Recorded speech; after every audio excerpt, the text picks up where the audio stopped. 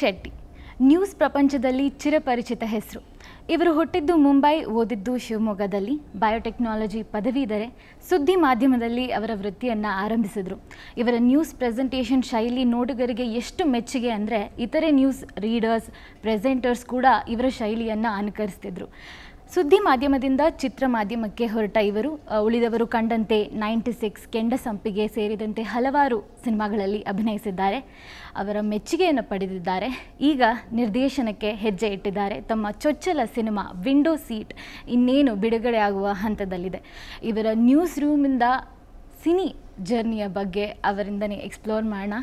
Welcome to Madhyamanika bench talk ma'am. Thank you Ananya. ನೀವು reporter ಆಗಿ news ಹೇಳಿದ್ದೀರಾ, ನಂತರ ಬಣ್ಣ ಹಚ್ಚಿ ನಟನೆ ಮಾಡಿದ್ದೀರಾ, ಈಗ ನಿರ್ದೇಶನದ ಮೂಲಕ ಒಂದು ಹೊಸ ಕಥೆಯನ್ನು ಹೇಳಕ್ಕೆ ಹೊರಟಿದ್ದೀರಾ. ನಿಮ್ಮ ಈ ನ್ಯೂಸ್ ರೂಮಿಂದ ಒಂದು ಸಿನಿ ಜರ್ನಿ, ಆ್ಯಕ್ಟರ್ ಡೈರೆಕ್ಟರ್ ಜರ್ನಿಯ ಬಗ್ಗೆ ನಮ್ಮ ಜೊತೆ ಎಕ್ಸ್ಪ್ಲೋರ್ ಮಾಡಬಹುದಾ? ಅದೇ ಎಕ್ಸ್ಪ್ಲೋರ್ ಮಾಡ್ತಾ ಮಾಡ್ತಾ ಇಲ್ಲಿಗೆ ಬಂದಿದ್ದೀನಿ. ಯಾವತ್ತೂ ಅಂದ್ಕೊಂಡಿರಲಿಲ್ಲ ಓಕೆ ಇದು ಜರ್ನಿ ಆಗಿರುತ್ತೆ ಅಂತ ಹೇಳಿ. ಬಟ್ ಒಂದು ಚಿಕ್ಕ ಕರೆಕ್ಷನ್ನು ನಂದು. ನಿಮಗೆ ಕರೆಕ್ಷನ್ ಅಂದರೆ ಹಂಗಲ್ಲ, ಅದು ನಿಮ್ಮ ಮಿಸ್ಟೇಕು ಅಲ್ಲ. ಮೋಸ್ಟ್ಲಿ ಗೂಗಲಲ್ಲೆಲ್ಲೋ ಸರ್ಚ್ ಮಾಡಿದಾಗ ನಂದು ಹುಟ್ಟಿದೂರು ಬಾಂಬೆ ಅಂತ ಇದೆ. ಆ್ಯಕ್ಚುಲಿ ಅಲ್ಲ, ನಾನು ಉಡುಪಿಯಲ್ಲಿ ಹುಟ್ಟಿದವಳು. ಸೊ ಅಲ್ಲಿರೋರು ಮೇ ಬಿ ನಾವು ಅದಕ್ಕೆ ಹೇಳೋದು ತುಂಬ ಸಲ ವೆಬ್ಬಲ್ಲಿರೋ ಅಂಥದ್ದು ಭಾಳಷ್ಟು ನ್ಯೂಸ್ಗಳು ರಾಂಗ್ ಆಗಿರುತ್ತೆ. So actually I am not from Mumbai. ಹುಟ್ಟಿದ್ದು ಪಕ್ಕ ಕನ್ನಡತಿ, ಪಕ್ಕ ಕೋಸ್ಟಲ್ ಹುಡುಗಿ ನಾನು. ಉಡುಪಿ ಬ್ರಹ್ಮಾವರದಲ್ಲಿ ಹುಟ್ಟಿ ಬೆಳೆದಿರೋದು. ಸೊ ಕನ್ನಡ ಮೀಡಿಯಮಲ್ಲಿ ಹುಟ್ಟಿ ಕನ್ನಡ ಮೀಡಿಯಮಲ್ಲಿ ಓದಿ ಸೊ ನ್ಯೂಸ್ ಚಾನಲಲ್ಲಿ ಕೆಲಸ ಸಿಕ್ತು. ಸೊ ಕನ್ನಡ ಚೆನ್ನಾಗಿತ್ತು ಹಾಗಾಗಿ. ಸೊ ಅಲ್ಲಿಂದ ಜರ್ನಿ ಸ್ಟಾರ್ಟ್ ಆಗಿದೆ. ಎಲ್ಲೋ ಒಂದು ಕಡೆ news almost 8 years news channel ಕೆಲಸ ಮಾಡಿದೆ ನಾನು. ಫಸ್ಟು ಕೆಲಸ ಮಾಡಿದಾಗ ಮಾನಿಟನಸ್ ಅನ್ನಿಸ್ತು. ಓಕೆ, ಏನಾದರೂ ಒಂದು ಸಣ್ಣ ಚೇಂಜ್ ಬೇಕು ಅಂತ ಹೇಳಿ. ಯಾಕಂದರೆ every day in the morning you get up and makeup ಹಾಕ್ಕೊಂಡು ಕೂತ್ಕೊಂಡು ಒಂದು ಆಕ್ಸಿಡೆಂಟು, ಒಂದು ಪಾಲಿಟಿಕ್ಸು, ಈ ಥರದ ನ್ಯೂಸ್ನ ಎವ್ರಿ ಡೇ ಓದ್ತಾ ಇದ್ದಿದ್ದು. ಮೇ ಬಿ ನನಗದು ಓಕೆ ಲೈಫ್ ಏನೋ ಮಾನಿಟನಸ್ ಅನ್ನಿಸ್ತಾ ಇದೆ ಅನಿಸಿದ ಟೈಮಲ್ಲಿ ನನಗೆ ಉಳಿದವರು ಕಂಡಂತೆ ಆಫರ್ ಬಂತು. So I just wanted to explore it. So ಆ ಟೈಮಲ್ಲಿ ಒಂದು ಬ್ಲೈಂಡ್ ಡಿಸಿಷನ್ ಅದು. ಅಂದರೆ ಏನು ಹೇಳ್ತಾರೆ, ತುಂಬ ಯೋಚನೆ ಮಾಡಿ ಡಿಸಿಷನ್ ತೊಗೊಂಡಿದ್ದಂಥದ್ದಲ್ಲ ಅದು. ಸೊ ಆ ಟೈಮಲ್ಲಿ ಮಾಡಬೇಕು ಅನ್ನಿಸ್ತು. ಸೊ ಉಳಿದವರು ಕಂಡಂತೆ ಜಂಪ್ ಆದೆ. ಬಟ್ ಅವತ್ತೇ ತುಂಬ ಜನ ಶಾಕ್ ಆದರು, ಒಂದು ಸಿನಿಮಾಗೋಸ್ಕರ ಕೆಲಸ ಬಿಟ್ಬಿಟ್ರಾ ನೀವು ಅಂತ ಹೇಳಿ. ಗೊತ್ತಿಲ್ಲ, ಮೇ ಬಿ ಆ ಡಿಸಿಷನ್ನ ಇವತ್ತು ಇಲ್ಲಿವರೆಗೂ ತೊಗೊಂಡು ಬಂದು ನಿಲ್ಲಿಸಿದೆ ಅಂತ ಅನಿಸುತ್ತೆ. ಸೊ ಸಿನಿಮಾಗೆ ಬಂದಮೇಲೆ ಸಿನಿಮಾ ಚೆನ್ನಾಗಿ ಅನ್ಸೋಕ್ಕೆ ಸ್ಟಾರ್ಟ್ ಆಯಿತು. ಅಂದರೆ ನಾನು ಸ್ವಲ್ಪ ಮೇಕಿಂಗ್ ಸೈಡು ಮತ್ತು ಸ್ಟೋರಿ, ಆಮೇಲೆ visually how to present things, so ಈ ಥರದ್ದೆಲ್ಲ ವಿಚಾರಗಳ ಬಗ್ಗೆ ಯೋಚನೆ ಮಾಡೋಕ್ಕೆ ಸ್ಟಾರ್ಟ್ ಮಾಡಿದೆ. ಅಂದರೆ ಆ ಯೋಚನೆ ಮಾಡೋಕ್ಕೆ ಒಂದು ಸ್ಪೇಸ್ ಸಿಕ್ತು ನನಗೆ. ಇಲ್ಲಿವರೆಗೂ ನ್ಯೂಸ್ ಜರ್ನಿಯಲ್ಲಿ ಏನಾಯಿತು, ಜರ್ನಲಿಸ್ಟಿಕ್ ಜರ್ನಿಯಲ್ಲಿ ಮೇ ಬಿ ಸುದ್ದಿನ ಕಲೆಕ್ಟ್ ಮಾಡು, ಸುದ್ದಿನ ತೊಗೊಂಡು ಹೋಗು, ಸುದ್ದಿನ ಜನಗಳಿಗೆ ಹೇಗೆ ರೋಚಕವಾಗಿ ಹೇಳೋಕ್ಕಾಗತ್ತೆ ಅದನ್ನು ಆ ರೀತಿಯಲ್ಲಿ ಹೇಳು, ಈ ಥರದ ವಿಷಯಗಳು ಮಾತ್ರ ನಾನು ಯೋಚನೆ ಮಾಡ್ತಾಯಿದ್ದೆ. ಆ ಒಂದು ಬಾವಿಯೊಳಗಿನ ಕಪ್ಪೆ ಥರ ಅಲ್ಲಿ ಹೊರಗಡೆ ಬಂದ ಮೇಲೆ ಮೇ ಬಿ ನನಗೆ ಎಲ್ಲ ವಾವ್ ಚೆನ್ನಾಗಿದೆಯಲ್ಲ ಅಂತ ಅನ್ಸೋಕ್ಕೆ ಸ್ಟಾರ್ಟ್ ಆಯಿತು ಅನಿಸುತ್ತೆ. ಅದನ್ನ ಒಂದೊಂದು ಬಂದಂಥ ಆಪರ್ಚುನಿಟೀಸ್ನ ಎಕ್ಸ್ಪ್ಲೋರ್ ಮಾಡ್ತಾ ಮೇ ಬಿ ಇಲ್ಲಿದ್ದೀನಿ ಅಂತ ಅನಿಸುತ್ತೆ. ಮ್ಯಾಮ್, ನೀವು ಇದೆಲ್ಲ ಎಕ್ಸ್ಪ್ಲೋರ್ ಮಾಡೋದಕ್ಕಿಂತ ಮುಂಚೆ ನಿಮ್ಮ ಒಂದು ಫ್ಯಾಮಿಲಿ ಅಥವಾ ನಿಮ್ಮ ಒಂದು ಚೈಲ್ಡ್ಹುಡ್, ನೀವು ಹುಟ್ಟಿದ್ದು ಉಡುಪಿಲಿ, ನೀವು ಓದಿದ್ದು ಶಿವಮೊಗ್ಗದಲ್ಲಿ. ಈ ಡೇಸ್ನೆಲ್ಲ ನೀವು ನೆನೆಸ್ಕೊಂಡ್ರೆ ನಿಮಗೆ ಮೋಸ್ಟ್ ಚೆರಿಷ್ಡ್ ಮೆಮೊರಿ ಯಾವುದು? ನನಗೆಲ್ಲ ಅಂದರೆ each and every moment is precious. ಇವತ್ತಿನ ದಿವಸದ ತನಕನೂ ಇಲ್ಲಿಗೆ ಬಂದು ಅನನ್ಯ ಜೊತೆ ಮಾತಾಡ್ತಿರೋದು ನನಗೆ ತುಂಬ ಪ್ರೆಷಸ್ ಆಗಿರೋಂಥ ವಿಚಾರ. ಸೊ ಬಟ್ ಚೈಲ್ಡ್ಹುಡ್ ಅಂತ ಬಂದರೆ ಮೇ ಬಿ ನನ್ನ ತಂದೆ ಮನೆ ಶಿವಮೊಗ್ಗದಲ್ಲಿದ್ದು. ಸೊ ಸಾಗರದಲ್ಲಿ ಅವ್ರಿಗೆ ಜಾಬ್ ಇತ್ತು. ಸೊ ಹಾಗಾಗಿ ಸಾಗರದಲ್ಲಿ ಹುಟ್ಟಿದ್ದು ನಾನು. ನಮ್ಮ ತಾಯಿ ಮನೆ ಉಡುಪಿ ಬ್ರಹ್ಮಾವರದಲ್ಲಿ. ಸೊ ಹೀಗೆ ಅಂದರೆ ಎಲ್ಲರ ಮನೆಯಲ್ಲೂ ಅದು ಕಾಮನ್ನು. ಸೊ ಸಾಗರದಲ್ಲಿ ಸಾಕಷ್ಟು ವರ್ಷಗಳ ಕಾಲ ನಾನು ಇರಬೇಕಾಗಿ ಬಂತು. ಅಂದರೆ ನಮ್ಮ ತಂದೆ ಜಾಬಲ್ಲಿದ್ದರಿಂದ 7th ಸ್ಟ್ಯಾಂಡರ್ಡ್ ತನಕ ನಾನು ಸಾಗರದಲ್ಲಿ ಓದಿದೆ. ಅದಾದಮೇಲೆ ಸೌತ್ ಕೆನರಾಗೆ ಬಂದು ನಮ್ಮ ತಂದೆ ತಾಯಿ ಅಲ್ಲೇ ಇದ್ದರು. ನಾನು ಸೌತ್ ಕೆನರಾಗೆ ಬಂದು ನನ್ನ ಎಜುಕೇಷನ್ನ ಕಂಟಿನ್ಯೂ ಮಾಡಿದೆ. ಸಾಗರದ್ದು ಈಚ್ ಆ್ಯಂಡ್ ಎವ್ರಿಥಿಂಗ್ ನನಗೆ ತುಂಬ ಮೆಮೊರೇಬಲ್ ಅಂತ ಅನಿಸುತ್ತೆ. ಒಂದು ಒಳ್ಳೆ ಜಾಗ ಸಾಗರ, ಮಲೆನಾಡು. ಆಮೇಲೆ ಚಳಿ ಜಾಸ್ತಿ, ಆಮೇಲೆ ಸ್ಕೂಲ್ ಡೇಸು ಇದು ಮತ್ತು ಅದರಲ್ಲಿ ಜಾಸ್ತಿ ಕಲುಷಿತ ಆಗದಿರೋಂಥ ವಾತಾವರಣ ಇವತ್ತಿಗೂ ಇದೆ ಸಾಗರದಲ್ಲಿ. ಕಲುಷಿತ ಅಂದರೆ ಸಾಮಾಜಿಕವಾಗಿ, ಆಮೇಲೆ ಏನು ಹೇಳ್ತಾರೆ ಪ್ರಾಕೃತಿಕವಾಗಿ ಅದು ಕಲುಷಿತ ಆಗಲ್ಲ. ಜನ ಎಲ್ಲ ತುಂಬ ಇನ್ನೋಸೆಂಟ್ ಇದ್ದಾರೆ, ನೀಟ್ ಇದ್ದಾರೆ. ಸೊ ಮೇ ಬಿ ಆ ಟೈಮಿಂದು ಯಾವುದೇ ವಿಷಯ ಆಗಿರ್ಬೋದು, ಅಂದರೆ ಚೈಲ್ಡ್ಹುಡ್, ಸ್ಕೂಲಿಗೆ ಹೋಗ್ತಾ ಇದ್ದಿದ್ದು, ಫ್ರೆಂಡ್ಸ್ ಜೊತೆ ಅದು, ಆಮೇಲೆ ಆ ಟೈಮಲ್ಲಿ ಕೇಬಲ್ ಟಿ ವಿ ಎಲ್ಲ ಬಂದಿದ್ದು, ಅಲ್ಲಿಂದ ನಾವು ಅಂದರೆ ಈಗ ಏನು ಹೇಳ್ತಾರೆ ದೂರದರ್ಶನಿಂದ ಚೇಂಜ್ ಓವರು ಕೇಬಲ್ ಟಿ ವಿಗೆ. So first Zee TV, Sony TV, ಇದೆಲ್ಲ ಫಸ್ಟ್ ನಿಮ್ಮ ಮೋಸ್ಟ್ಲಿ ನೀವು ಇನ್ನೂ ನೆಕ್ಸ್ಟ್ ಟೈಮ್ ನಿಮ್ಗೆ ಅವಾಗ ನೀವು ಬಂದಾಗೆಲ್ಲ ಮೇ ಬಿ ಇತ್ತು ಅದೆಲ್ಲ. ಸೊ ನಾವು ಆ ಚೇಂಜ್ ಓವರ್ಸ್ನೆಲ್ಲ ನೋಡಿದ ಟೈಮು. ಆಮೇಲೆ ಸಡನ್ಲಿ ನಾನು ಊರಿಗೆ ಹೋದ್ಮೇಲೆ, ಊರಲ್ಲಿ ಅಂದರೆ ಎಲ್ಲಿ ಬ್ರಹ್ಮಾವರಕ್ಕೆ ಹೋದಾಗ ಅಲ್ಲಿ ಟಿ ವಿ ಸಹಿತ ಇರಲಿಲ್ಲ. ಅಂದರೆ ಒಂದು ನಾನು ಓದಬೇಕು ಅನ್ನೋ ಕಾರಣಕ್ಕೆ ಟಿ ವಿಯನ್ನು ಹಾಕ್ಸಿರ್ಲಿಲ್ಲ. ಆ ಟೈಮಲ್ಲಿ ಒಂದಷ್ಟು ಆಕಾಶವಾಣಿ, ಆಮೇಲೆ ರೇಡಿಯೋ ಚಾನೆಲ್ಸ್ನ ಕೇಳೋದಕ್ಕಾಯಿತು. ಸೊ ಮೇ ಬಿ ಎಂಟರ್ಟೈನ್ಮೆಂಟ್ ಆಸ್ಪೆಕ್ಟ್ಸಲ್ಲಿ ನಾವು ಒಂದು ಒಳ್ಳೆ ಎರಾದಲ್ಲಿದ್ದೆ ಅಂತ ಅನಿಸುತ್ತೆ. ಅದೆಲ್ಲ ಎಕ್ಸ್ಪೀರಿಯನ್ಸ್ ಅಂದರೆ ಚಾನಲ್ ಅಂದರೆ ರೇಡಿಯೋ ಚಾನಲ್ಸಲ್ಲಿ ಯಾವ್ಯಾವ ಥರದ್ದು ಅದನ್ನು ನಾವು ಎಷ್ಟು ಇಂಟ್ರೆಸ್ಟಿಂದ ಕೇಳ್ತಾ ಇದ್ವಿ. ಇವತ್ತು ನಮ್ಮ ಹತ್ರ 1000 ಗಟ್ಟಲೆ ಚಾನಲ್ಸ್ ಇದೆ, ನಾವು ಯಾವುದನ್ನು ಕರೆಕ್ಟಾಗಿ ತಲೆಯಲ್ಲಿ ಇಟ್ಕೊಳ್ಳೋ ಥರ ಇಲ್ಲ. ಅವತ್ತಿಂದ ಎಲ್ಲ ಈಚ್ ಆ್ಯಂಡ್ ಎವ್ರಿ ಪ್ರೋಗ್ರಾಮ್ಸ್ ನಮಗೆ ತಲೆಯಲ್ಲಿದೆ. ಇವತ್ತು ಒಂದು ವಾರಕ್ಕೆ 5 ಸೀರೀಸ್, 2-3 ಸೀರೀಸ್ ನೋಡಿದ್ರು ನಮಗೆ ಕ್ಯಾರೆಕ್ಟರ್ಸು ಗೊತ್ತಿರಲ್ಲ, ಸೀರೀಸ್ ಹೆಸರು ಟಕ್ಕಂತ ಬಾಯಿಗೆ ಬರಲ್ಲ. ಸೊ ಅದೆಲ್ಲ ನನಗೆ ಆ್ಯಕ್ಚುಲಿ ನನ್ನ ಚೈಲ್ಡ್ಹುಡ್ಡಲ್ಲಿ ನೋಡಿದ ಪ್ರೋಗ್ರಾಮ್ಸು, ನನ್ನ ಚೈಲ್ಡ್ಹುಡ್ಡಲ್ಲಿ ನೋಡಿರುವಂಥ ಸೀರಿಯಲ್ ಆ್ಯಕ್ಟರ್ಸು ಅಥವಾ ಸಿನಿಮಾ ಆ್ಯಕ್ಟರ್ಸು, ಆಮೇಲೆ ಅದು ನಮ್ಮ ಚೈಲ್ಡ್ಹುಡ್ಗೆ ಯಾವ ಥರ ಎಫೆಕ್ಟ್ ಮಾಡ್ತು, ಇದೆಲ್ಲವೂ ಕೂಡ ನನಗೆ ಚೆರಿಷಬಲ್ ಮೂಮೆಂಟ್ ಅಂತ ಅನಿಸುತ್ತೆ. ನೀವು ಓದಿದ್ದು ಬಯೋಟೆಕ್ನಾಲಜಿ, ಆದರೆ ನೀವು ಸುದ್ದಿ ಮಾಧ್ಯಮದಲ್ಲಿ ನಿಮ್ಮ ಕರಿಯರ್ ಸ್ಟಾರ್ಟ್ ಮಾಡಿದ್ರಿ. ಈ ನ್ಯೂಸ್ ರಿಪೋರ್ಟಿಂಗ್ ಅಥವಾ ಜರ್ನಲಿಸಮ್, ಇದ್ರ ಮೇಲೆ ನಿಮ್ಗೆ ಆಸಕ್ತಿ ಶುರುವಾಗಿದ್ದು ಹೇಗೆ, ಅದು ಬೆಳೆದಿದ್ದು ಹೇಗೆ? ಆಸಕ್ತಿ ಅಂದರೆ ನನ್ನ ಫ್ರೆಂಡ್ಸ್ ಇವತ್ತಿಗೂ ತಮಾಷೆ ಮಾಡ್ತಿರ್ತಾರೆ. ಇವತ್ತು ಇನ್ಫ್ಯಾಕ್ಟ್ ಬೆಳಿಗ್ಗೆ ನನ್ನ ಫ್ರೆಂಡ್ ಒಬ್ಬಳು ಇಡೀ ನಾನು ಹಾಸ್ಟೆಲಲ್ಲಿದ್ದು, ಅಂದರೆ ಡಿಗ್ರಿ ಮಾಡಿದ್ದು ಹಾಸ್ಟೆಲಲ್ಲಿ ಇದ್ಕೊಂಡು, ಸೊ ಇಡೀ ಹಾಸ್ಟೆಲಲ್ಲಿ ಯಾರು ತುಂಬ ಕಡಿಮೆ ನ್ಯೂಸ್ ಪೇಪರ್ ಓದೋದು, ನ್ಯೂಸ್ ನೋಡೋದು ಅಂದರೆ ಅದು ನಾನೇ. ನನಗೆ ಇಂಟ್ರೆಸ್ಟೇ ಇರಲಿಲ್ಲ ಅದು. ಅಂದರೆ ಪ್ರಪಂಚದಲ್ಲಿ ಏನು ನಡೀತಾ ಇದೆ, ಏನು ಅದ್ರ ಬಗ್ಗೆ ಏನು ಅತಿಯಾಗಿ ತಿಳ್ಕೊಳ್ಳೋ ಅಂಥ ವ್ಯಾಮೋಹ ನನಗಿರಲಿಲ್ಲ. ಆಮೇಲೆ ಆ ಟೈಮಲ್ಲೆಲ್ಲ ಒಂಥರ ಹುಡುಕ್ ಬುದ್ಧಿ, ನಮ್ಮದೊಂದು ಗ್ಯಾಂಗು, ನಾವೇನು ಮಾಡ್ಬೇಕು ಅದೇ ಥರ ನಾರ್ಮಲ್ ಹೆಂಗೆ ಟೀನೇಜರ್ಸ್ ಇರ್ತಾರೆ ಅದೇ ಥರನೇ ನಾನು ಇದ್ದೀನಿ. ಏನು ಸೀರಿಯಸ್ ಯಾವುದಾದ್ರೂ ವಿಷಯಕ್ಕೆ ಸೀರಿಯಸ್ ಆಗಬೇಕು ಅದೆಲ್ಲ ಯಾವತ್ತೂ ಅನಿಸಿಲ್ಲ. ಸೊ ಅದಾದರೆ ಆ ಟೈಮಲ್ಲಿ ನನ್ನ ತಂದೆ ತೀರ್ಕೊಂಡ್ಮೇಲೆ ಅದೇ ಅಂದರೆ ಸ್ವಲ್ಪ ನಾನು ಸೀರಿಯಸ್ ಆದೆ ಅನ್ನೋಕ್ಕಿಂತ ಜಾಸ್ತಿ ಲೈಫ್ ಇನ್ನೊಂದು ಟರ್ನ್ ಪಡ್ಕೊಳ್ತು. ಸೊ ಆವಾಗ ಓಕೆ ಬಯೋಟೆಕ್ ನಾನು ತುಂಬ ಚೆನ್ನಾಗೇ ಮುಗಿಸ್ದೆ. ಬಟ್ ಮಾಸ್ಟರ್ಸು ಮಾಡೋದು ಬೇಡ ಅಂತ ಅನ್ನಿಸ್ತು ನನಗೆ. ಅಂದರೆ ಸದ್ಯಕ್ಕೆ ಕೆಲ್ಸಕ್ಕೆ ಸೇರ್ಕೊಳ್ಳೋಣ ಅನ್ನೋ ಒಂದು ಮೈಂಡ್ ಸೆಟ್ಟಿಗೆ ಬಂದೆ. ಸೊ ಬಂದು ಕೆಲ್ಸಕ್ಕೆ ಸೇರ್ಕೊಳ್ಬೇಕಂದ್ರೆ ಎಲ್ಲಿಗೆ ಬರಬೇಕು, ಬ್ಯಾಂಗ್ಳೂರಿಗೆ ಬರಬೇಕು, ಶಿವಮೊಗ್ಗದಿಂದ ಎಲ್ಲ. ಸೊ ಬ್ಯಾಂಗ್ಳೂರಿಗೆ ಬಂದೆ. ಲಕ್ಕಿಲಿ ನನ್ನ ಫ್ರೆಂಡ್ ಅದೇ ಹಾಸ್ಟೆಲಲ್ಲಿ ನನ್ನ ಬಗ್ಗೆ ನನ್ನ ಸಿಚುವೇಶನ್ ಎಲ್ಲ ಗೊತ್ತಿದ್ದಿದ್ದು ಒಬ್ಳು ಹುಡುಗಿ, ನೋಡು ಅಂದರೆ ಎಲ್ಲರೂ ಮಾಸ್ಟರ್ಸ್ ಮಾಡೋಕ್ಕೆ ಸ್ಟಾರ್ಟ್ ಮಾಡಿಬಿಟ್ಟಿದ್ರು. ಅಂದರೆ ಎಲ್ಲರೂ at least they were planning. So okay ಹಿಂಗೆ ಹೋಗೋಣ ಮಾಡೋಣ ಅಂತ ಹೇಳಿ ಪ್ಲ್ಯಾನ್ ಮಾಡ್ತಾಯಿದ್ರು. ಸೊ ನಾನೊಬ್ಬಳೇ ಆ್ಯಕ್ಚುಲಿ ಗ್ರ್ಯಾಜುಯೇಷನ್ ಆದ ತಕ್ಷಣ ಹೊರಗೆ ಬರ ಅಂದರೆ ಫಸ್ಟು ಆ್ಯಕ್ಚುಲಿ ಡಿಸಿಷನ್ ಹಂಗಿರಲಿಲ್ಲ. ಯಾಕಂದರೆ ಯೂಶ್ವಲಿ ಲೈಫ್ ಸೈನ್ಸ್ ಮಾಡಿದಾಗ ಬರೀ ಗ್ರ್ಯಾಜುಯಲ್ ಅಂದರೆ ಏನು ಗ್ರ್ಯಾಜುಯೇಷನ್ ಮಾಡಿದರೆ ಮಾತ್ರ ಇಟ್ ಈಸ್ ನಾಟ್ ಇನಫ್. ಹೌದು, you have to do masters degree ಇರಬೇಕು. ಸೊ ಗ್ರ್ಯಾಜುಯೇಷನಿಗೆ ಜಾಯಿನ್ ಆದಾಗ ಬಯೋಟೆಕ್ನಾಲಜಿಗೆ ನನಗಿದ್ದಿದ್ದು ತಲೆಯಲ್ಲಿ ಏನಂದರೆ ಮಾಸ್ಟರ್ಸ್ ಮಾಡ್ತೀನಿ ಹಾಗೆ ಅಂತ.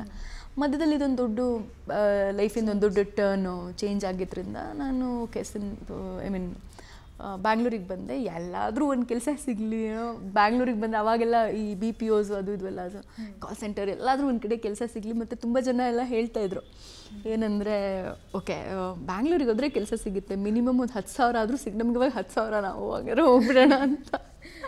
ಸೊ ಹಾಗೆ ಅಂದ್ಕೊಂಡು ಬಂದಿದ್ದೆ.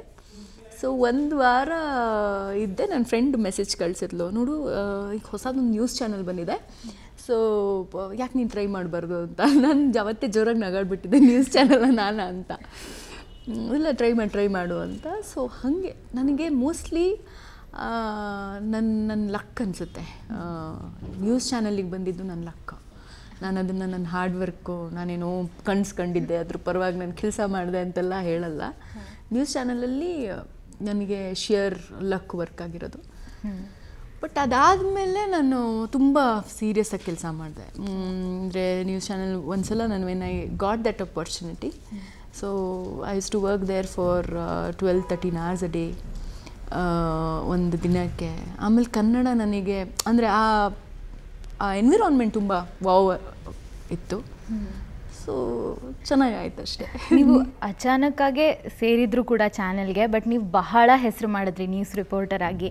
ಒಬ್ಬ ರಿಪೋರ್ಟರ್ ಒಂದು ಸುದ್ದಿಯನ್ನು ಹೇಳಬೇಕಂತಂದರೆ ಬಹಳ ಒಂದು ಕನ್ವಿಕ್ಷನ್ ಇರಬೇಕು. ಆದರೆ ಸಡನ್ನಾಗಿ ಒಂದು ಬ್ರೇಕಿಂಗ್ ನ್ಯೂಸ್ ಬರುತ್ತೆ, ನೀವು ಅಲ್ಲೇ ಅನಲೈಸ್ ಮಾಡಿ ಅದನ್ನು ಮಾತಾಡಿ ಒಂದು ಒಳ್ಳೆ ರೀತಿಲಿ ಪ್ರೆಸೆಂಟ್ ಮಾಡಬೇಕಾಗತ್ತೆ. ನೀವು ಅಚಾನಕ್ಕಾಗಿ ಸೇರಿದ ನಂತರ ನಿಮಗೆ ಯಾರು ಒಬ್ಬ ಇನ್ಸ್ಪಿರೇಷನ್ ರೋಲ್ ಮಾಡೆಲ್ ಥರ ಅವರಿಂದ ನೀವು ಕಲ್ತಿದ್ದೇನಾದ್ರು ಇದೆಯಾ?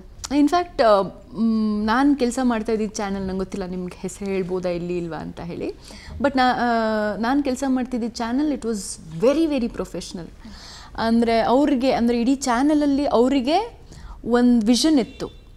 ಸೊ ಅವ್ರನ್ನ ಚಾನಲ್ನ ಹೇಗೆ ತೊಗೊಂಡು ಹೋಗಬೇಕು, ಏನು ಮಾಡಬೇಕು ಅಂತ ಒಂದು ವಿಷನ್ ಇರೋವಂಥ ಲೀಡರ್ಸ್ ಎಲ್ಲೇ ಇದ್ರೂ ಯೂಶ್ವಲಿ ಅದು ಫಾಲೋ ಆಗುತ್ತೆ.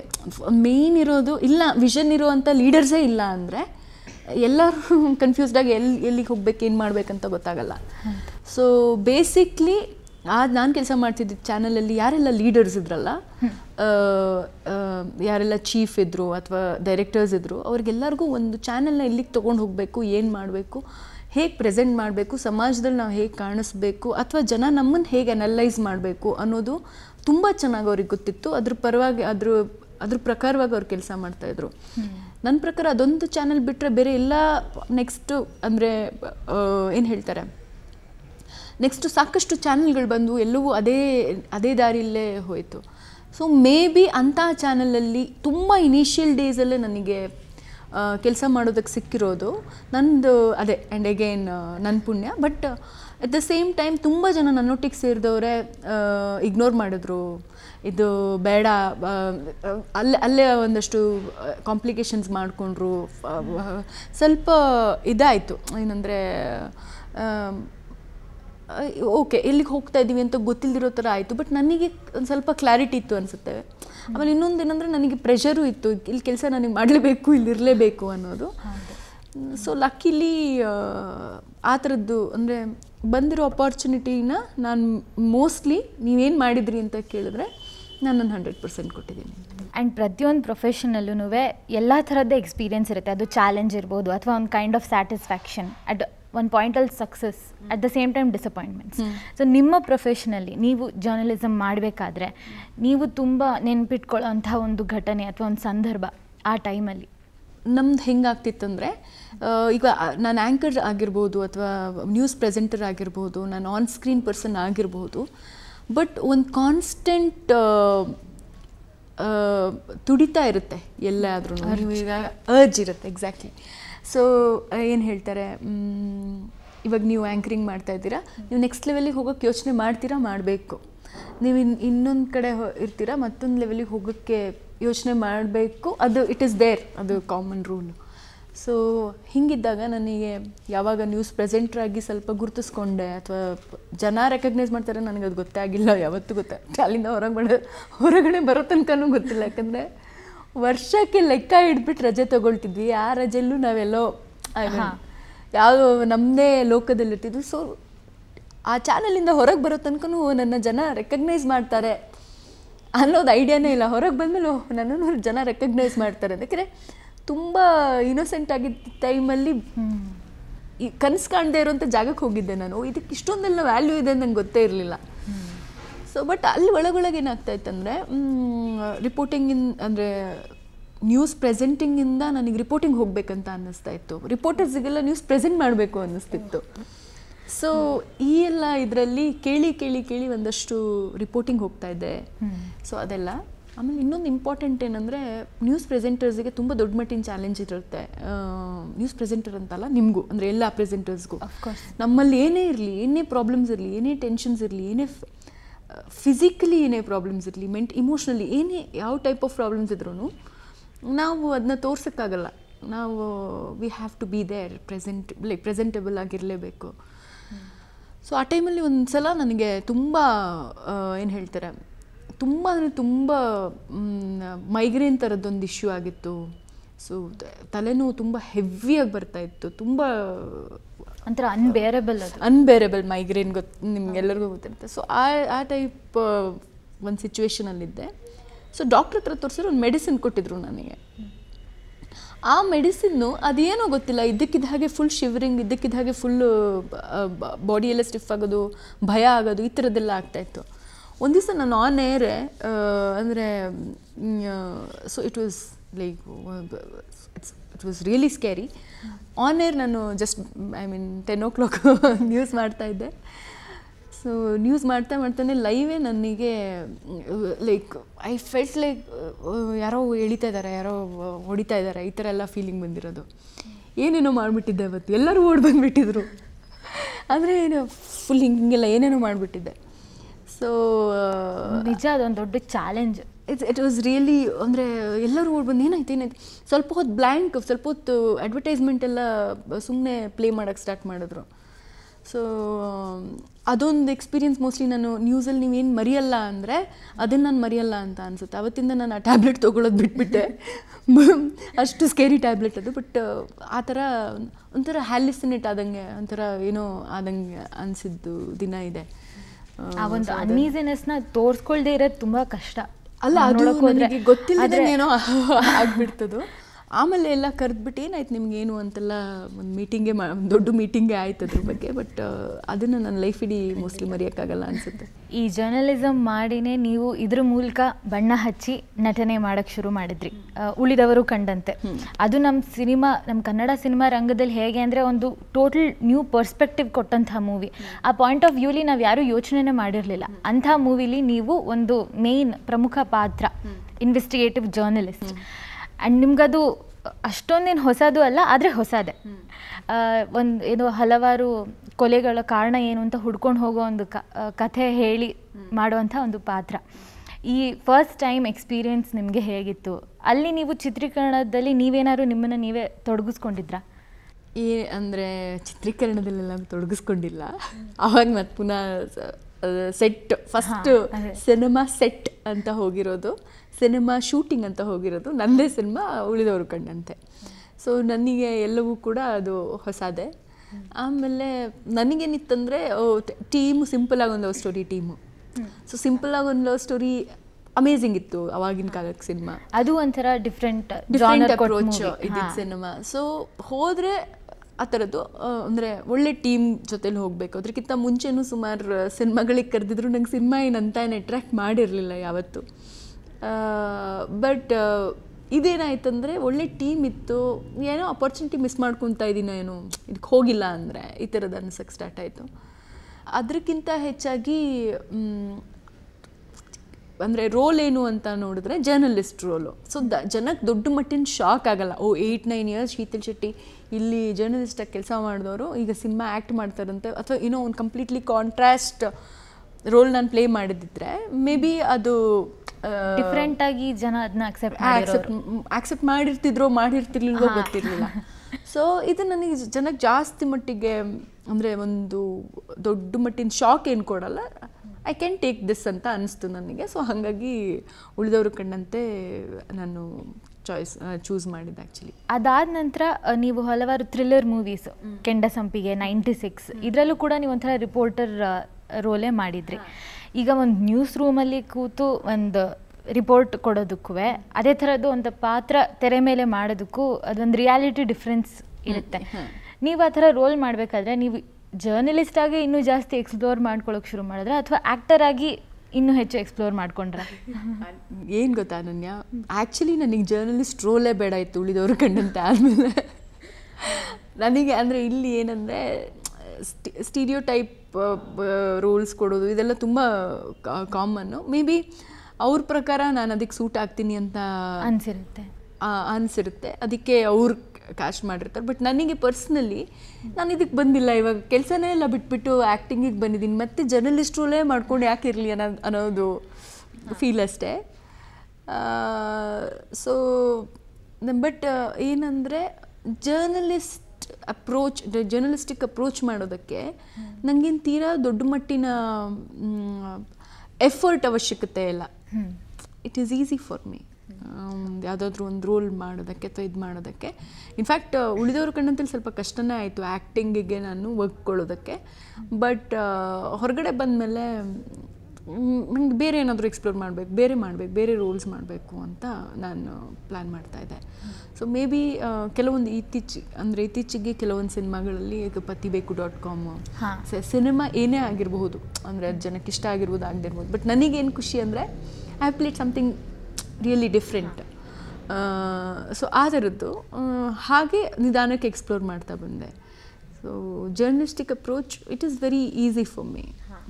ನೀವೀಗ ಮೆನ್ಷನ್ ಮಾಡ್ದಂಗೆ ಪತಿಬೇಕು.com ಇದೊಂಥರ ಸ್ವಲ್ಪ ಕಾಮಿಡಿ ಇರೋ movie, at the same time ಸ್ವಲ್ಪ ಸೀರಿಯಸ್ನೆಸ್ಸು ಇರೋಂಥ ಒಂದು ಮೂವಿ. ಆ್ಯಂಡ್ ಹೇಳೋ ಹಾಗೇ ಕಾಮಿಡಿ ಪಾತ್ರಗಳನ್ನ ಮಾಡೋದಷ್ಟು ಸುಲಭ ಖಂಡಿತ ಅಲ್ಲ.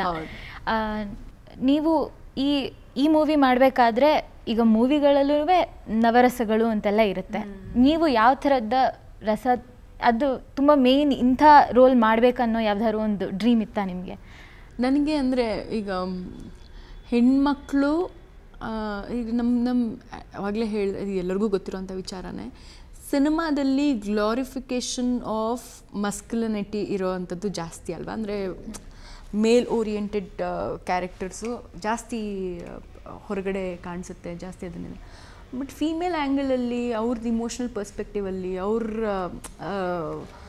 ಅಂದರೆ ಇವಾಗ usually it is very difficult to understand woman ಅಂತ ಹೇಳ್ತಾರೆ, ಆಯಿತಾ. ಬಟ್ ಅಂದರೆ ಅವ್ರ ಒಂದು ಹೆಣ್ಣಿನಲ್ಲಿ ಜಾಸ್ತಿ ಕ್ಯಾರೆಕ್ಟರ್ ವೇರಿಯೇಷನ್ಸ್ ಇರುತ್ತೆ. ಸೊ ಆ ಥರ ನೋಡೋಕೆ ಹೋದರೆ ನಮ್ಮಲ್ಲಿ ಎಕ್ಸ್ಪ್ಲೋರೇ ಆಗಿಲ್ಲ.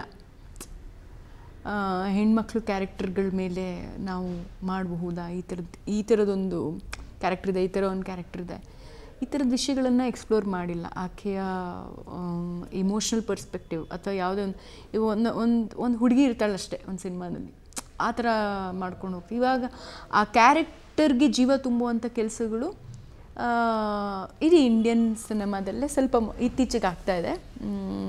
ಕೆಲವೊಂದು ಅದ್ಭುತ ಸಿನಿಮಾಗಳು ಬರ್ತಾಯಿದೆ, ಬಟ್ ಆದ್ರೂ ಇನ್ನೂ ಎಕ್ಸ್ಪ್ಲೋರ್ ಮಾಡಬಹುದು. ಸೊ ಹಾಗೆ ನೋಡೋ ಆ ಥರದ್ದು ಕ್ಯಾರೆಕ್ಟರ್ಸ್ ಇವತ್ತಿಗೂ ನನಗೆ ಪ್ಲೇ ಮಾಡೋಕ್ಕಿಷ್ಟ. ಅಂದರೆ ಅದರಲ್ಲಿ ಏನೋ ಒಂದು ಸ್ಟ್ರೆಂತ್ ಇರಬೇಕು, ಪವರ್ ಇರಬೇಕು. Power in the sense not like that, ಅಂದರೆ ಎಲ್ಲರಿಗೂ ರಿಲೇಟಿವ್. ಇವಾಗ ನಾನೇನೋ ಒಂದು ಕ್ಯಾರೆಕ್ಟರ್ ಪ್ಲೇ ಮಾಡ್ತೀನಿ ಅಂದರೆ ಮೇ ಬಿ ಅನನ್ಯಾಗಿ ಈಸಿಲಿ ಅದು ರಿಲೇಟ್ ಆಗೋವಂಥ ಪಾತ್ರಗಳು ಮಾಡಬೇಕು ಅನ್ನೋ ಆಸೆ ಇದೆ. ಹಾಂ. ಆ್ಯಂಡ್ ಈ ಪತಿಬೇಕು.com ಸಿನಿಮಾಗೆ ಸಂಬಂಧಪಟ್ಟಂತೆ ನೀವು ಪ್ರೆಸ್ ಮೀಟಲ್ಲಿ ಹೇಳಿದ್ದೊಂದು ವಿಷಯದ ಬಗ್ಗೆ ಒಂದು ಚಿಕ್ಕ ಪ್ರಶ್ನೆ. ಅದರಲ್ಲಿ ನೀವು ಹೇಳಿದಿರಾ, ನೀವು ರಿಪೋರ್ಟರ್ ಆಗಿ ಸುದ್ದಿಯನ್ನು ಹೇಳೋ ಶೈಲಿಯಲ್ಲಿ ನಟನೆಯ ಒಂಚೂರು ಛಾಯೆ ಇದೆ ಅಂತ ಹೇಳೋರು ಇದ್ದಾರೆ. ಆದರೆ ನೀವು ನಟನೆ ಮಾಡಬೇಕಾದ್ರೆ ಇದರಲ್ಲಿ ರಿಪೋರ್ಟರ್ ಒಂದು ಛಾಯೆ ಇದೆ ಅಂತ ಹೇಳೋರು ಇದ್ದಾರೆ. ಅದಕ್ಕಾಗಿ ನಾನು ಇದನ್ನು ಚಾಲೆಂಜ್ ಆಗಿ ಅಕ್ಸೆಪ್ಟ್ ಮಾಡಿ ಶೂಟ್ ಮಾಡ್ತಾ ಇರೋದು ಈ ಮೂವಿನ ಅಂತ. ಈಗ ಹಿಂತಿರುಗಿ ನೋಡಿದ್ರೆ ಈ ಕ್ರಿಟಿಸಿಸಮ್ ಹೇಗೆ ಅನಿಸುತ್ತೆ ನಿಮಗೆ? ಅದೆಲ್ಲ ಯಾವುದೇ ಕ್ರಿಟಿಸಿಸಮ್ ಆದರೂ ನಾನು ತುಂಬ ಸ್ಟ್ರಾಂಗಾಗಿ ವೆಲ್ಕಮ್ ಮಾಡ್ತೀನಿ. ಯಾಕೆ ಅಂದರೆ ಇದೊಂದು ಪ್ರಾಡಕ್ಟ್, ನಮ್ಮ ಆ್ಯಕ್ಟಿಂಗ್ ಇಸ್ ಆರ್ ಪ್ರಾಡಕ್ಟ್. ಅಥವಾ ನಾನು ಒಂದು ವಿ ಆರ್ ಸೆಲ್ಲಿಂಗ್ ದ್ಯಾಟ್. ಈಗ ನಾನೊಂದು ಆ್ಯಕ್ಟ್ ಮಾಡಲಿ ಅಥವಾ ನಾನೊಂದು ಸಿನಿಮಾ ಮಾಡಲಿ, ಏನೇ ಮಾಡಲಿ, ನನಗೆ ಕರೆಕ್ಟ್ ಅನ್ನಿಸ್ತು, ನಾನು ಅದನ್ನ ಮಾಡ್ತಾಯಿದ್ದೀನಿ ಅಂದರೆ ನನ್ನ ಪ್ರಾಡಕ್ಟ್ ಸೆಲ್ ಆಗದಿದ್ರೆ ಏನೂ ಪ್ರಯೋಜನ ಇಲ್ಲ. ಸೊ ಒಂದು ಪ್ರಾಡಕ್ಟ್ ನಾವು ಕೊಡ್ತಾ ಇದ್ದೀವಿ ಅಂದರೆ ಅದ್ರದ್ದು ಏನು ನೆಗೆಟಿವ್ಸ್ ಆ್ಯಂಡ್ ಪಾಸಿಟಿವ್ಸ್ ತೊಗೊಳ್ಳೇಬೇಕು. ಆ್ಯಂಡ್ ಆ ಕಮೆಂಟ್ ಇದೆಯಲ್ಲ, ಆ ರಿವ್ಯೂ ಯಾರೇ ಕೊಟ್ಟಿದ್ದಾರಲ್ಲ, ತುಂಬ ಜೆನ್ಯೂನ್ ಆಗಿದೆ. ಯಾಕೆಂದರೆ 8-9 ವರ್ಷದಿಂದ ಮೇ ಬಿ ನಾನು ಅದರಿಂದ ಹೊರಗೆ ಬರ್ತಿಲ್ವೋ ಏನೋ, ನನಗೆ ಮಾತ್ರ ನಾನು ಕನ್ವಿನ್ಸ್ ಮಾಡ್ಕೊಂಡಿರ್ಬೋದು, ನನಗೆ ಆ್ಯಕ್ಟಿಂಗ್ ಬರುತ್ತೆ ಅಂತ ಹೇಳಿ ನಾನೇನೋ ಒಂದು ಪ್ರಯತ್ನ ಪಡೋಕ್ಕೆ ಹೋಗಿರ್ಬೋದು. ಎಲ್ಲೋ ಒಂದು ಕಡೆ ಅವರಿಗೆ ಆ ಒಂದು ಶ್ಯಾಡೋಯಿಂದ ಶೀತಲ್ ಶೆಟ್ಟಿ ಹೊರಗೆ ಬರ್ತಿಲ್ಲ ಅಂತ ಅನಿಸಿರ್ಬಹುದು.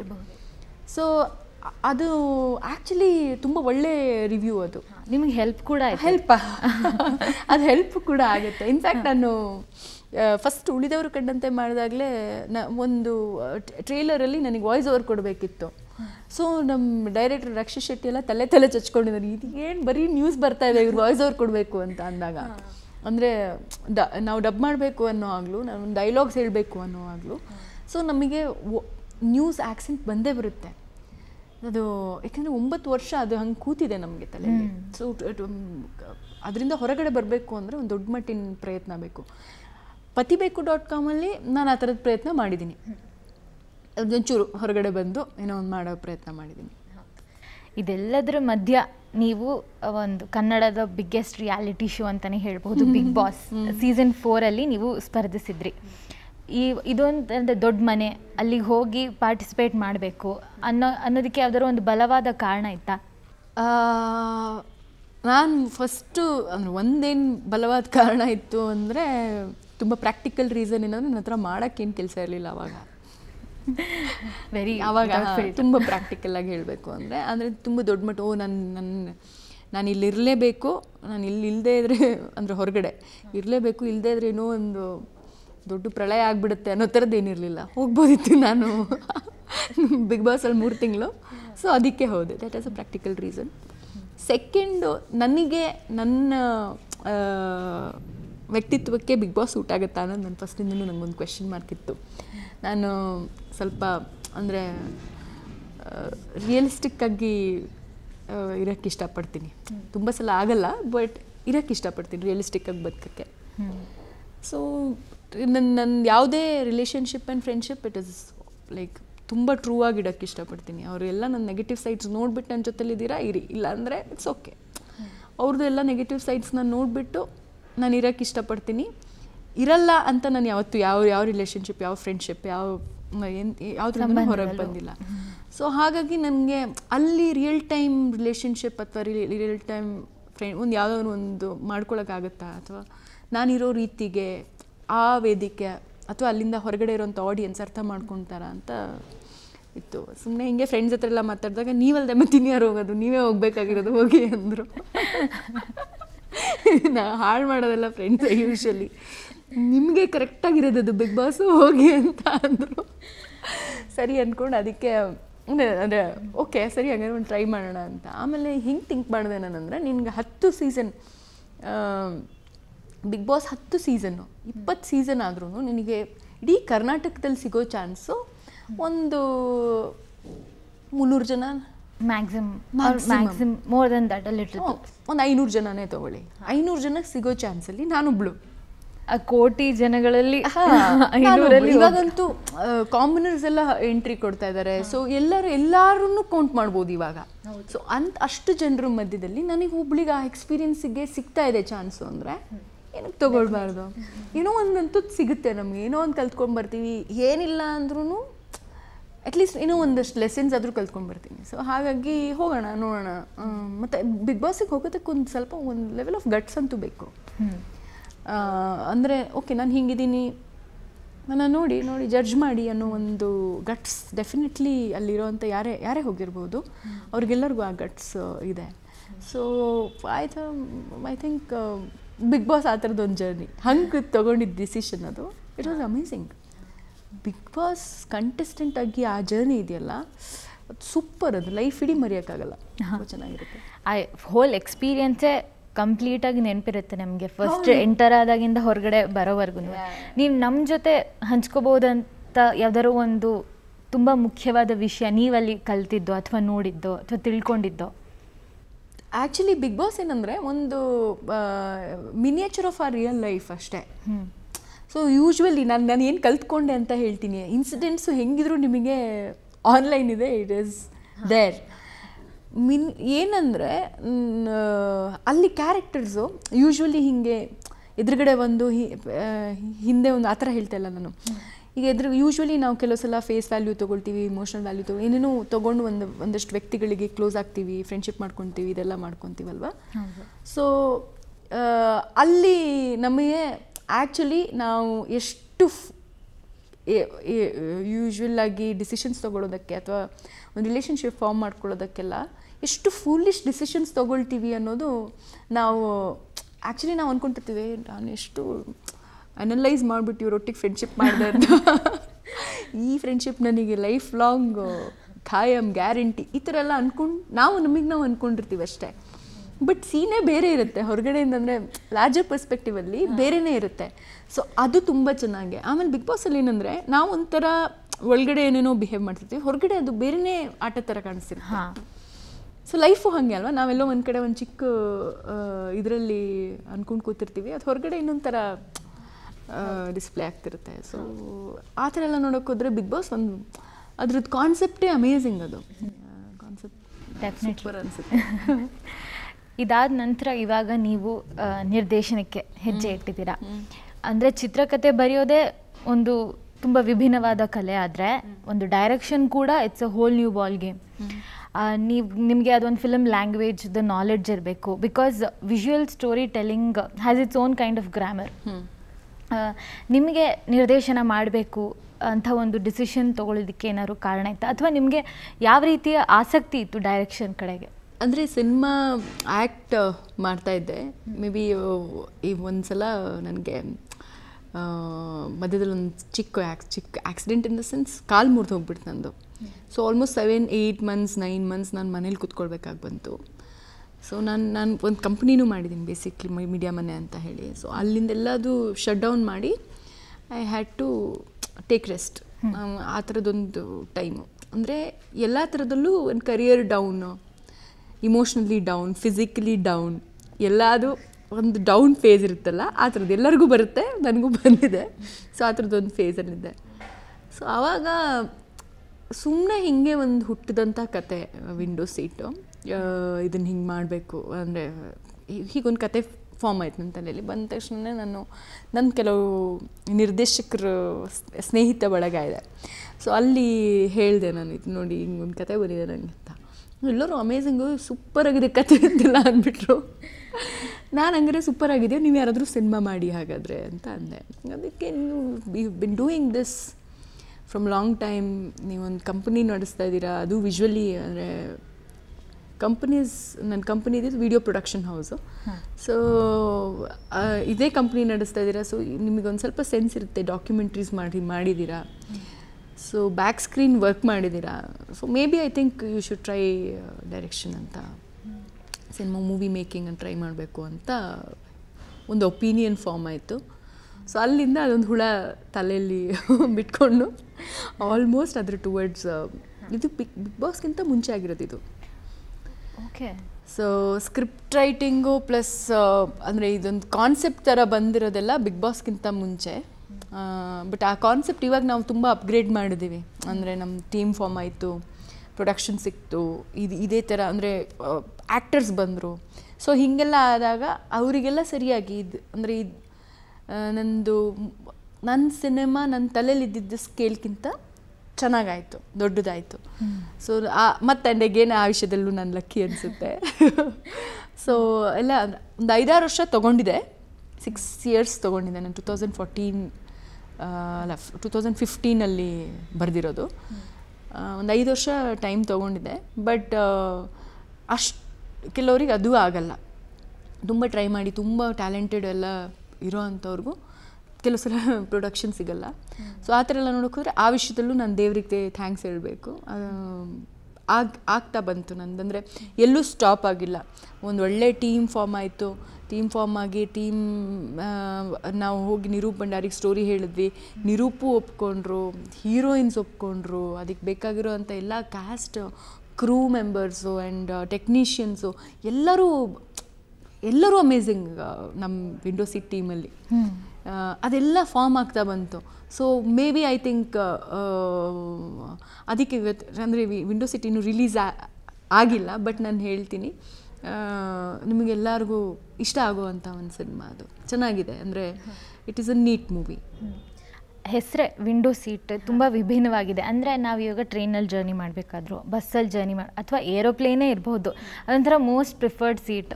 ಯಾಕಂದರೆ ಅದೊಂಥರ ಮೂವಿಂಗ್ ಲ್ಯಾಂಡ್ಸ್ಕೇಪ್ ಇರುತ್ತೆ. ಆ ಒಂದು ವ್ಯೂ ಏನಿರುತ್ತೆ, ಆ ವ್ಯೂನೇ ಒಂಥರ ಖುಷಿ ಕೊಡ್ತಾ ಇರುತ್ತೆ ನಮಗೆ. ಈಗ ಆಲ್ರೆಡಿ ಆ ಸಿನಿಮಾ ಸುದ್ದಿಯಲ್ಲಿದೆ, ಹಾಗೆ ಅದರ ಲಿರಿಕಲ್ ಸಾಂಗ್ ಕೂಡ ಅದು ಹಿಟ್ಟಾಗಿ ಹೆಂಗೆ ಅಂದರೆ ಮಿಸ್ಟೀರಿಯಸ್ ಆಗಿದೆಯಲ್ಲ ಅನ್ನೋ ಒಂದು ಭಾವನೆ ಕೊಟ್ಟಿದೆ ಇವಾಗ. ಆ ಮೂವಿಯಲ್ಲಿ ಮೂವಿ ಮೇಕಿಂಗ್ ಎಕ್ಸ್ಪೀರಿಯನ್ಸ್ ಹೇಗಿತ್ತು ನಿಮಗೆ? ನಾನು ಇಲ್ಲಿವರೆಗೂ ಏನೆಲ್ಲ ಮಾಡಿದ್ದೀನಲ್ಲ ಇದೆಲ್ಲಕ್ಕಿಂತ ಅಮೇಝಿಂಗ್ ಎಕ್ಸ್ಪೀರಿಯನ್ಸ್ ಅಂದರೆ ಮೂವಿ ಮೇಕಿಂಗು. ಸೊ ಇವತ್ತು ನೀವು ನನಗೆ ಎಲ್ಲದೂ ಕೇಳ್ಬೋದು, ಆ್ಯಂಕರ್ ಆಗಿ, ರಿಪೋರ್ಟರ್ ಆಗಿ, ನ್ಯೂಸ್ ಪ್ರೆಸೆಂಟರ್ ಆಗಿ, ಸ್ಕ್ರಿಪ್ಟ್ ರೈಟರ್ ಆಗಿ, ಅಂದರೆ ಇದರಲ್ಲಿ ಸ್ಕ್ರಿಪ್ಟ್ ರೈಟರ್ ಆಗಿ, ಆಮೇಲೆ ಈವನ್ ನಾನು ಎಂಟರ್ಟೈನ್ಮೆಂಟ್ ಪ್ರೋಗ್ರಾಮ್ಸು ಹೋಸ್ಟ್ ಮಾಡಿದೆ, ಬಿಗ್ ಬಾಸ್ ಕಂಟೆಸ್ಟೆಂಟ್ ಆಗಿದ್ದೆ, ಆ್ಯಂಡ್ ನಾನು ಆಂಟ್ರಪ್ರಿನರ್ಶಿಪ್ಪಲ್ಲಿದ್ದೆ, ಒಂದು ಕಂಪನಿ ನಡೆಸ್ತಾ ಇದ್ದೆ, ಡಾಕ್ಯುಮೆಂಟ್ರಿ ಮೇಕರ್ ಆಗಿದೆ. ಸೊ ಇದೆಲ್ಲದೂ ಮಾಡಿದ್ದೀನಿ. ನನಗೆ ಇದು ಮೂವಿ ಮೇಕಿಂಗ್ ಮಾತ್ರ ನನಗೆ ನೆಕ್ಸ್ಟ್ ಲೆವೆಲ್ ಹ್ಯಾಪಿನೆಸ್. ಅಂದರೆ ಏನೋ ಒಂದು ಬರೆದು ಅದನ್ನು ನಾವು ವಿಜುವಲಿ ತರ್ತಾ ಇದ್ದೀವಿ ಅಂತ ಅಂದಾಗ it is next level kick ಅದು. ಅಂದರೆ ನಾನು ಅದು ಶಾರ್ಟ್ ಮೂವಿಲೇ ನನಗೆ ಅದು ಅನಿಸ್ತು. ಶಾರ್ಟ್ ಮೂವಿ ನಾವು ಬರೆದು ನಾನು ಎರಡು ಶಾರ್ಟ್ ಮೂವಿ ಮಾಡಿದ್ದೀನಿ. ಸೊ ಅದು ಬರೆದು ಯಾವಾಗ ಅದು ವಿಜುವಲಿ ಆನ್ ಸ್ಕ್ರೀನ್ ಬರೋಕ್ಕೆ ಸ್ಟಾರ್ಟ್ ಆಯಿತೋ ಆವಾಗಲೇ ನನಗೆ, ಅಂದರೆ ಅದು ನನಗೆ ಮಗು ಥರ, ನಾವೇನೋ ಯೋಚನೆ ಮಾಡಿದ್ದೀವಿ ಅದು ಬರ್ತಾ ಇದೆ, ನನಗೆ ಏನೋ ಒಂದು ತಲೆಯಲ್ಲಿರೋವಂಥ ಯಾವುದೋ ಕತೆ ವಿಜುವಲಿ ನನಗೆ ಕಾಣಿಸ್ತಾ ಇದೆ, ನಾನು ಮಾಡ್ತಾ ಇದ್ದೀನಿ ಅಂದರೆ ಅದು ನೆಕ್ಸ್ಟ್ ಲೆವೆಲ್ ಕಿಕ್. ಅಂದರೆ ಇದು ಅಂದರೆ ಇದು ತುಂಬ ಚೆನ್ನಾಗಿರುತ್ತೆ, ಒಳ್ಳೆ ನಶೆ ಅದು. ಈಗ ನೀವು ಜರ್ನಲಿಸ್ಟ್ ಆಗಿ ಕೆಲಸ ಮಾಡಿದ್ದೀರಾ. Once a journalist always a journalist. Digging for more information is like in your bones. ಈಗ ಹೇಗೆ ಅಂದರೆ ಒಂದು ಸುದ್ದಿ ಸಿಕ್ಕಿದೆ ಅಂದರೆ ಅದಕ್ಕೆ ಒಂದು ಫ್ಯಾಕ್ಟ್ಸ್ ಆ್ಯಂಡ್ ಫಿಗರ್ಸ್ ಸಿಗೋವರೆಗೂ ಅಥವಾ ಒಂದು ಸಪೋರ್ಟಿಂಗ್ ಲಾಜಿಕ್ ಸಿಗೋವರೆಗೂ ಆ ಕತೆ ಪೂರ್ತಿ ಆಯಿತು ಅನ್ಸಲ್ಲ, ಅಥವಾ ಕತೆ ಮುಗಿಯೋದೇ ಇಲ್ಲ. ಈ ಒಂದು ಜರ್ನಲಿಸಮ್ ಥಾಟ್ ಪ್ರೋಸೆಸ್ಸು ನಿಮಗೆ ಈ ಸ್ಕ್ರಿಪ್ಟ್ ರೈಟಿಂಗಿಗೆ ಏನಾದರೂ ಸಹಾಯ ಮಾಡಿ? ಎಸ್ ಅಂದರೆ ಇನ್ಫ್ಯಾಕ್ಟ್ ನಾನು ಈಗ ಯಾವುದೇ ಸಬ್ಜೆಕ್ಟ್ ಅಂತ ಬರಿಬೇಕು ಅಥವಾ ಏನೋ ಒಂದು ಯೋಚನೆ ಮಾಡ್ತಿದ್ದೀವಿ ಅಂದರೆ, ಸೊ ಮೇ ಬಿ ನನಗದು ಇನ್ಫ್ಯಾಕ್ಟ್ ಅದು ನನಗೆ ತೊಂದರೆನೂ ಕೊಟ್ಟಿದೆ, ಈ ಜರ್ನಲಿಸ್ಟಿಕ್ ಆಸ್ಪೆಕ್ಟ್ ಇದೆಯಲ್ಲ. ಸೊ ನಾವು ಜರ್ನಲಿಸ್ಟ್ ಹೆಂಗಂದರೆ ಆಲ್ಮೋಸ್ಟ್ ಲಾಜಿಕಲಿ ಥಿಂಕ್ ಮಾಡ್ತೀವಿ, ರಿಯಲಿಸ್ಟಿಕ್ಕಾಗಿ ಥಿಂಕ್ ಮಾಡ್ತೀವಿ. ಏನಾಗಿರ್ಬೋದು, ಏನಾದರೂ ಒಂದು ಮಾತಾಡಬೇಕು ಅಂದ್ರೂ ಯಾವುದೇ ಅಂದರೆ ಸೋಷಿಯಲ್ ಲಿವಿಂಗಿಗೆ ಅಥವಾ ಸೋಷಿಯಲ್ ಲೈಫಿಗೆ ತೊಂದರೆ ಆಗದೆ ಇರೋ ಹಾಗೆ ಮಾತಾಡಬೇಕು ಅನ್ನೋದು ನಮಗೆ ಬ್ಲಡ್ಡಲ್ಲಿರುತ್ತೆ. ಅಂದರೆ ಏನು ಹೇಳ್ತಾರೆ, ಅದು ಬೇಕು, ಅದು ಇಟ್ ಈಸ್ ವೆರಿ ಇಂಪಾರ್ಟೆಂಟ್ ಎಲ್ಲದನ್ನು ನೀಟಾಗಿ ಬ್ಯಾಲೆನ್ಸ್ ಮಾಡೋದಕ್ಕೆ ಅಂತ ಹೇಳಿ. ಯಾಕಂದರೆ ಕೆಲವು ಸಲ ಮಾತಾಡ್ತಾ ಎಲ್ಲೋ ರಾಂಗ್ ಹೋಗಿಬಿಡೋದು, ಎಲ್ಲೋ ಏನೋ ಆಗಿಬಿಡೋದು, ಈ ಥರದ್ದಾಗುತ್ತೆ. ಸೊ ಎಲ್ಲದು ಬ್ಯಾಲೆನ್ಸ್ ಮಾಡಿ ಮಾತಾಡೋ ಅಂಥ ರೆಸ್ಪಾನ್ಸಿಬಿಲಿಟಿ ಯೂಶ್ವಲಿ ಜರ್ನಲಿಸ್ಟಿಗಿದೆ. ಹೌದು. ಸೊ ಈಗ ನಮ್ಮ ಸಿನಿಮಾ ರೈಟಿಂಗ್ ಅಂತ ಬಂದಾಗ ಅದೇ ಬರುತ್ತೆ ನನಗೆ. ತುಂಬ ಫಿಕ್ಷನಲ್ ಆಗಲ್ಲ ನನಗೆ. ಕೆಲವು ಸಲ ದೊಡ್ಡ ರೈಟರ್ಸು ಅವರು ಇವರೆಲ್ಲ ಬರೆಯೋದು ನೋಡಿದ್ರೆ ಹಿಂಗೆ ಇಷ್ಟೊಂದು ಫಿಕ್ಷನಲ್ ಆಗ್ತಾರೆ ಇವರು. ಈಗ ಹ್ಯಾರಿ ಪಾಟರ್ ಎಲ್ಲ ನೋಡಿದಾಗ ಜೆ.ಕೆ. ರೋಲಿಂಗ್ ಎಲ್ಲ ಹಿಂಗೆ ಯೋಚನೆ ಮಾಡಿರ್ಬೋದು. ಇದು ದೇ ಆರ್ ಆ ಥರ ಅನಿಸುತ್ತೆ. ಬಟ್ ನನಗೆ ಅಂದರೆ ತುಂಬ ದೊಡ್ಡದು ಎಕ್ಸಾಂಪಲ್ ಕೊಟ್ಬಿಟ್ಟೆ ಅನಿಸುತ್ತೆ, ಬಟ್ ಬಂದಿದ್ದು ಹೇಳಿದೆ ನಾನು. ಬಟ್ ನಾವು ನನಗೆ ಬರಿಬೇಕಾದ್ರೆ ತುಂಬ ಸೋಷಿಯಲ್ ಇಶ್ಯೂಸು, ಆಮೇಲೆ ಇಫ್ ಇನ್ ಕೇಸ್ ಏನು ಒಂಚೂರು ಫ್ಯಾಂಟಸೈಸ್ ಮಾಡಿ ಒಂಚೂರು ಫಿಕ್ಷನಲೈಸ್ ಮಾಡಿದ್ರೂ ಕೂಡ ಅದಕ್ಕೆ ಒಂದು ಲಾಜಿಕ್ಸ್ ಹುಡುಕೋ ಪ್ರಯತ್ನ ಮಾಡ್ತೀವಿ ನಾವು. ಸೊ ಅದು ಜರ್ನಲಿಸ್ಟ್ಸಿಗೆ ಅಥವಾ ಒಂದು ಸ್ವಲ್ಪ ಲಾಜಿಕಲಿ ಥಿಂಕ್ ಮಾಡೋರಿಗೆ ಅದೆಲ್ಲ ತುಂಬ ಇಂಪಾರ್ಟೆಂಟ್ ಅಂತ ಅನಿಸುತ್ತೆ ನನಗೆ. ನಾನು ಬರೆಯೋವಾಗ ಯೂಶ್ವಲಿ ನನಗೆ ಸ್ವಲ್ಪ life, emotions and practically possible ಆಗೋ ಅಂಥ ವಿಷಯಗಳೇ ನಾನು ಬರೆಯೋಕ್ಕೆ ಇಷ್ಟಪಡ್ತೀನಿ. ಆ್ಯಂಡ್ ನಮ್ಮ ಟೀಮು ಅದಕ್ಕೆ ಸರಿಯಾಗಿ ಅದರ ಜೊತೆಲೇ ಕೆಲಸ ಮಾಡುತ್ತೆ. ಹೌದು. ಅದು ಇವಾಗ ಇನ್ನೇನು ಬಿಡುಗಡೆ ಆಗೋ ಹಂತದಲ್ಲಿದೆ. ಆ್ಯಂಡ್ ಆಫ್ಕೋರ್ಸ್ ಇದು ಒಂಥರ ನಿಮ್ಮ ಲೈಫಲ್ಲಿ ಒಂದು ಹೊಸ ಚಾಪ್ಟರ್ ಸ್ಟಾರ್ಟ್ ಆಗ್ತಿರೋ ಹಾಗೆ. ಈಗ ಇದ್ರ ಸಕ್ಸಸ್ ಅಥವಾ ಇದ್ರ ಮೇಕಿಂಗ್ ಏನಿರುತ್ತೆ, ಇದು ನಿಮ್ಮ ನೆಕ್ಸ್ಟ್ ಸ್ಟೆಪ್ ಏನು ತೊಗೊಳ್ತೀರಾ ಅನ್ನೋದಕ್ಕೂ ಒಂಥರ ಡೈರೆಕ್ಷನ್ ತೋರಿಸುತ್ತೆ. ಹೀಗಿರುವಾಗ ನೀವು ಮುಂದೆ ಯಾವ ರೀತಿ ಹೆಜ್ಜೆ ತೊಗೊಳ್ಬಹುದು ಅನ್ನೋದ್ರ ಒಂದು ಸೆಲ್ಫ್ ಎಕ್ಸ್ಪೆಕ್ಟೇಷನ್ ಇದೆಯಾ ಈ ರಿಲೀಸ್? ಇಲ್ಲ, ಆ್ಯಕ್ಚುಲಿ ಡೈರೆಕ್ಷನಿಗೆ ಬಂದಮೇಲೆ ಇದು ನನಗೆ ಹೇಳಿ ಮಾಡಿಸಿದ ಜಾಗ ಅನ್ನಿಸ್ತಾ ಇದೆ. ಇಲ್ಲಿವರೆಗೂ mostly may be I was searching, ಎಲ್ಲಿಗೆ ಹೋಗೋಣ, ಏನು ಮಾಡೋಣ, ಏನು ಅಂದರೆ ಇಲ್ಲೇನೋ ಒಂದು ಸರಿ ಇಲ್ಲ, ಇಲ್ಲೇನೋ ವರ್ಕ್ ಆಗ್ತಾಯಿಲ್ಲ, ಈ ಥರದ್ದೊಂದು ಕಾನ್ಸ್ಟೆಂಟ್ ಆಗಿರೋವಂಥ ಒಂದು ಅರ್ಜ್ ನೀವು ಹೇಳ್ದಾಗೆ ಅದಿತ್ತು. ಇದು ಯಾಕೋ ಸರಿ ಹೋಗ್ತದೆ, ಇದು ನನಗಲ್ಲ ಅನಿಸುತ್ತೆ, ಇದು ನಂಗೆ ಅಲ್ಲ ಅನಿಸುತ್ತೆ. ತುಂಬ ಕಡೆ ತುಂಬ even when I was acting ಅಥವಾ ಯಾವುದೋ ಒಂದು ಸ್ಟೇಜ್ ಶೋ ಇದನ್ನು ನಾನು ಆ್ಯಂಕರಿಂಗ್ ಮಾಡುವಾಗ, ಹೋಸ್ಟ್ ಮಾಡುವಾಗ ಕೂಡ ನನಗಲ್ಲಿ ನಿಂತಿರೋ ಜಾಗದಲ್ಲೇ ಏನಕ್ಕೆ ಮಾಡ್ತಾಯಿದ್ದೀನಿ ಇದು ನಾನು ಇದು ಯಾಕೆ ನಾನು ಇದು I mean why I am taking this kind of risk ಅಂತ ಎಷ್ಟೋ ಸಲ ಅನಿಸಿದೆ. ಇದು ಬೇಡ ಇತ್ತು, ನನಗಲ್ಲ, ಇದು ನನಗೆ ಯಾಕೋ ಸೆಟ್ ಆಗ್ತಿಲ್ಲ, ಈ ಥರ ಎಲ್ಲ ಅಂದ್ಕೊಂಡ್ರು ನಗಾಡಿಕೊಂಡು ಮಾತಾಡ್ತಾ ಇದ್ದಿದ್ದಂಥ ಎಷ್ಟೋ ಟೈಮ್ ಇದೆ.